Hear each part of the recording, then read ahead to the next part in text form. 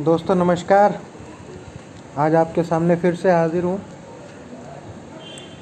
कुछ चीज़ें हैं जो मैं यहाँ पे आप लोगों के साथ डिस्कस करना चाहता हूँ। शुरू कैसे करूँ? एक तो जो राजनीतिक उथल-पुथल हो रही है राजस्थान में,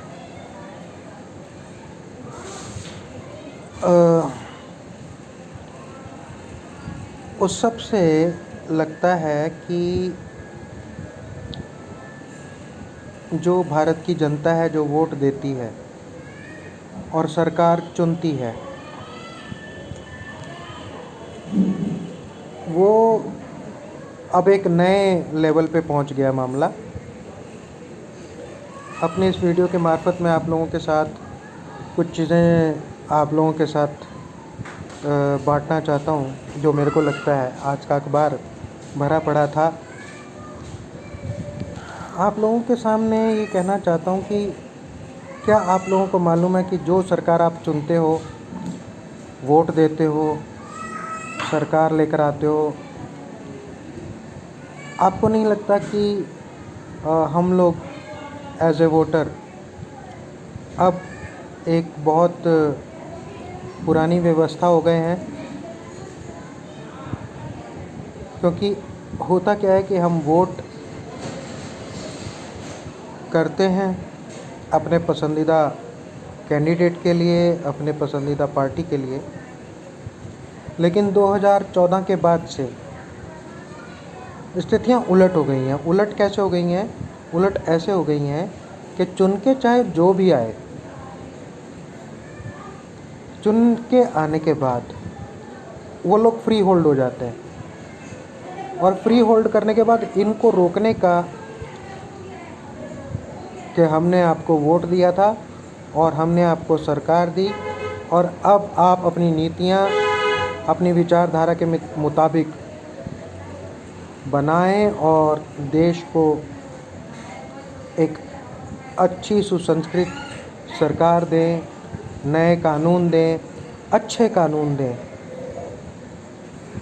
लेकिन बहुत अफसोस की बात है कि चुन के आने के बाद ये लोग क्योंकि ये फ्री होल्ड हो जाते हैं, तो कोई कांग्रेस का हो, कोई बीजेपी का हो, समाजवादी पार्टी का हो, या बहुजन समाज पार्टी से हो, या आम आदमी पार्टी से हो, किसी से भी हो, चुन के आने के बाद इन लोगों से कोई सवाल करने वाला नहीं हो पाता। और अगर कोई सवाल करता है तो उसके खिलाफ़ ढेर सारे केस डाल दिए जाते हैं, पुलिस कंप्लेंट्स हो जाती हैं, फिर वो आदमी बोलना बंद कर देता है। लेकिन इस सब के पीछे होता क्या है? होता वो है जो ये लोग चाहते हैं। सचिन पायलट का आपने अभी सुना होगा, नया नया जो हुआ है। उससे पहले सिंधिया के बेटे, जो माधवराव सिंधिया के बेटे हैं, उन्होंने अपना चमत्कार दिखाई दिया। तो मुझे ऐसा लगता है कि एक नई व्यवस्था की ज़रूरत है। अब कई सारे हमें ब्रेकर लगाने की ज़रूरत होगी, बैरियर्स लगाने की ज़रूरत होगी, ताकि ये लोग जो हैं चुन के आने के बाद अपनी मर्जी ना कर पाएँ। अब जिन्होंने भी वहाँ ये सोचकर वोट किया था कि हमारी पसंदीदा सरकार आएगी, अब वो सरकार को लाले पड़ गए, क्योंकि इसके लिए ख़रीद फ़रोख्त हो रही है सांसदों की, विधायकों की। तो ये बहुत दुखद स्थिति है। हम सभी को विचार करना पड़ेगा कि वोटिंग के अलावा हम और कौन कौन से ऑप्शन रख सकते हैं ताकि ये लोकतंत्र ज़िंदा रह सके।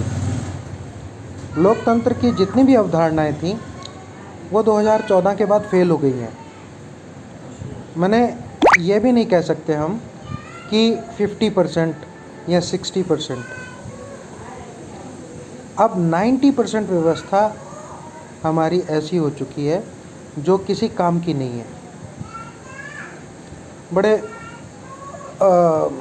मोटे मोटे से सवाल हैं कि बेरोज़गारी का क्या होगा,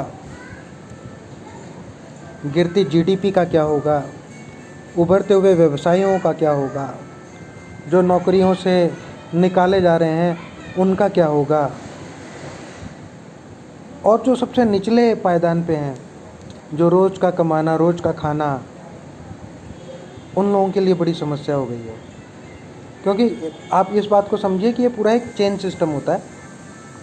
जब कोई व्यवसायी कमाता है, वो कमाए हुए पैसे से ही वो बाकी के सारे खर्चे करता है।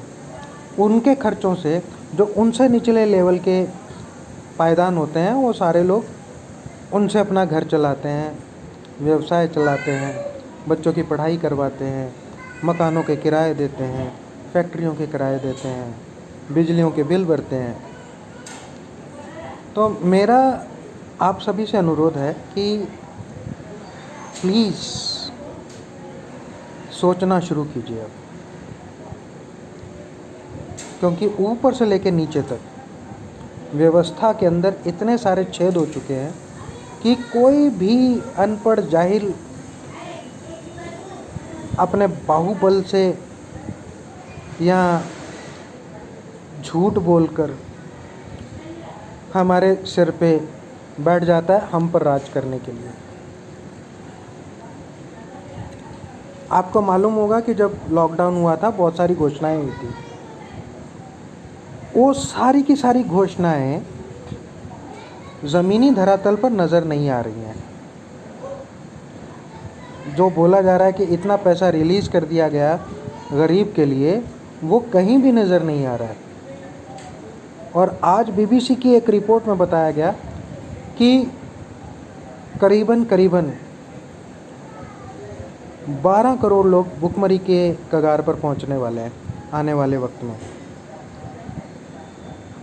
तो वो अनुमान इसीलिए लगाया गया है, असेसमेंट इसीलिए लगाया गया है क्योंकि ये दिखने लगा है कि जो हमारे सरकार को चलाने वाले हैं, हमारी व्यवस्थाओं को संभालने वाले हैं, उनको हमारी व्यवस्था से, हमारी सरकार से कोई लेना देना नहीं है।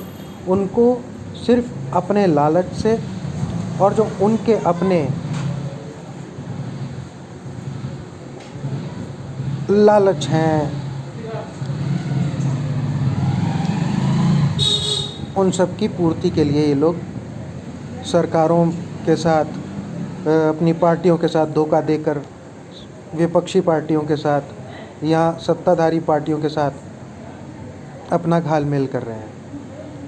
समय बहुत कम है, मैं इतने में बताना चाहता हूँ कि हमारा विपक्ष भी विपक्ष की भूमिका अदा नहीं कर रहा है और उसके विपक्ष के ऐसा करने से ऐसा लग रहा है कि उसका कोई इंटरेस्ट नहीं है कि सरकार की गलत नीतियों का विरोध किया जाए। वो इस तरीके की बचकाने आरोप लगा रहे हैं जिनको बड़ी आराम से निराधार किया जा सकता है। तो मेरा आप सभी से अनुरोध है, सोचिए, समझिए और एक नई व्यवस्था की शुरुआत कीजिए ताकि हमारी जो अगली पीढ़ी है, जो नुकसान हमने झेला है, वो नुकसान उनको ना झेलना पड़े। इसके साथ ही जो शिक्षा है, जो व्यवसाय हैं, नौकरियां हैं, पेट्रोल और डीजल के दाम हैं, जिनकी वजह से हमारी मूलभूत खाद्य सामग्रियों के भी रेट बढ़ते जा रहे हैं, ये एक बहुत गंभीर विषय है। आप सभी के साथ मैं इस बात के लिए अफसोस भी जाहिर कर रहा हूँ और आप सभी को ये भी कहना चाहता हूँ कि प्लीज़ इकट्ठा होइए, लाइक माइंडेड लोगों के साथ बैठ के बात कीजिए और ये सोचिए कि ये जो सब घालमेल हो रहे हैं, इनको कैसे रोका जाए। जय हिंद।